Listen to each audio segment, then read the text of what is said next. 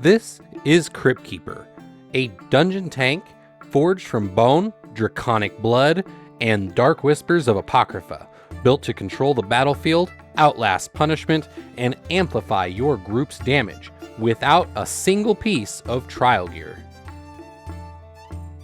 Before we get into it, shout out to the Tank Club.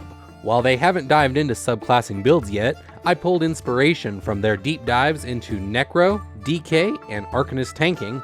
This build stands on the bones of their research, and then buries those bones under even more bones. Let's talk gear. The Cryptkeeper is built around dungeon content, so everything here is high impact, easily farmable, and doesn't rely on trial gear. For our first set, we're running the Master's Sword and Shield.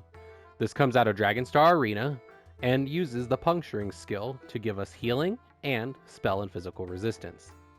I have it enchanted with the multi-effect and sturdy trait, and on the weapon I have it enchanted with the absorb magicka along with the decisive trait. For our second set, we're running the powerful assault ice staff with the crusher enchant and infused. With this set, it gives our group a 307 weapon and spell damage increase. Magma Incarnate is what I'm using for my headpiece. This gives us the Magicka recovery and the Stamina recovery. I pair it with Spalder of Ruin. You could run things like Nezare or Archdruid to act as other buff sets, or if you wanted to go selfish, you could run Lord Warden. For our third set, we're running Turning Tide. This set is really nice because we're not running anything that gives us major vulnerability. So when you block, you gain flowing water for 10 seconds, causing your next bash attack apply major vulnerability for 10 seconds, increasing their damage taken by 10%. I have Turning Tide traded in Divines on all the body pieces, as well as I recommend having it all with the multi-effect enchant. I know I don't have it that way, but I will probably be changing it. And as I said before, we're running the Powerful Assault on our neck and both rings. One ring, or both the neck and one ring, are enchanted with the multi-effect. They're all infused, and this ring has the reduced spell cost. For our skills, we are running on the front bar, Pierce Armor. This is our melee taunt, as well as the proc for the Master's set weapon set. Next up, we have Necrotic Potency. I use this for the ulti gen, though you could flex this for anything else you see fit. Impervious Rune Ward. This is our oh crap button / shield. It is a massive shield for 1 second and then provides a smaller shield for 5 seconds. Also, if you consume Crux, you heal yourself for 4307 per Crux spent. Next up, we have Green's Dragon Blood. This one will heal you for 34% of your missing health and an additional amount of health every 1 second for 5 seconds that scales off of your maximum health. You also gain health recovery, stamina recovery, and will receive 6% more shield strength and healing. For our next slot, I have Hungry Scythe. This is our burst heal as well as a heal over time. This one does quite a bit, especially if you use it when you're around multiple enemies. It does stack.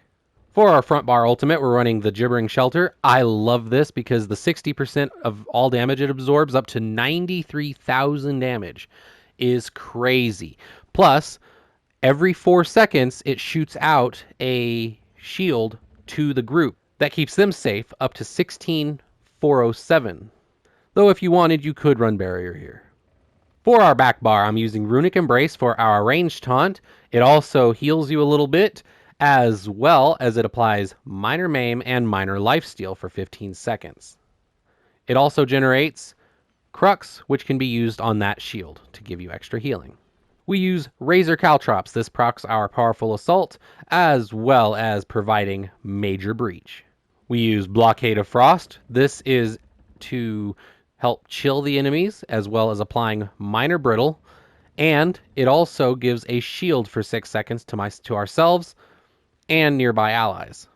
This is the bread and butter of this build. I love this skill. Beckoning Armor. Wrap yourself in hardened bone, granting major and minor resolve. Yes, both resolves, increasing physical and spell resistance, as well as while it's active, any ranged enemy that attacks you will be pulled in up to once every 2 seconds and become taunted for 15 seconds if they are not already taunted. Rune of the Colorless Pool. This one's really nice for single target fights where you can apply minor vulnerability and minor brittle. increasing the amount of damage that the enemy takes, as well as it use against monsters. It will paralyze them for 8 seconds. Aggressive Warhorn, or Aggressive Horn, is our ultimate on our back bar. This also procs the powerful assault set, as well as it provides major force, increasing the group's damage by 20%. For our champion points, we are using the green tree. I highly recommend the Steed's Blessing. Other than that, the rest of this is pretty much optional. If you wanted a few quick suggestions, the weapon enchant's a nice one. The rationer's a really nice one, so that our food lasts longer. And liquid efficiency, so that our potions have a chance not to consume. Really nice. I also like this one as well. If you're leveling skill lines, gives us an extra 15%. This one I believe is new. For the blue tree, this one has a few that are pretty set in stone, though you could play around with it. I like Ironclad, reducing the damage we take from direct damage. Bulwark, while we have a shield or frost staff equipped, our physical resistance is increased by another 1900. Duelist Rebuff reduces the damage taken by single target attacks by 3%. And Unassailable, reduce our damage taken in area of effect attacks by another 3%. For the red tree, we have the 3 staples that are on basically everybody's bar, so Boundless Vitality for the health, Fortified for the extra armor, Rejuvenation for the recovery. And since we are running the Arcanist, I like running Bastion because the effectiveness of our damage shields being increased by 15% is pretty huge considering the number of shields we're actually running on the build. As far as passives go, you're pretty much wanting them all. They all do good. This one's like the only one that doesn't really affect a tank. This one's nice. I mean, you really don't want to plan on dying, but for the most part, I just grab them all. Race, we're running high elf. However, this is very flexible, and me running high elf shows that. This is normally my DPS character as well, so that's why I'm a high elf. But if you want to go ahead and mid-max, Nords are great for resistances and ultimate Jin. Imperials reduce the cost and health stamina pool, or you can go Argonian for some bonus healing. For the Mundus, I'm running the Atronach for the bonus Magicka recovery. For food, I'm running the Bewitched Sugar Skull. I'm sure there's better options, though I like this one because it gives us extra health, max stamina, max Magicka, as well as health recovery. I'm sure something that gives us Magicka recovery or stamina recovery would also be a good substitute. For potions, I'm running the Tri-Stat. Right now, you could run either one. I buy these from the PvP vendors, but any Tri-Stat will do. So the rotation is pretty simple. When you're coming up to an enemy, what you're going to want to do is make sure you have your bone armor on, you have your dragon blood going, and then I usually I pop this, do my taunt. You can then run that to buff the group, get the enemy debuffed. If you need to do a heal, you have that. If you need to pop a shield, you have that.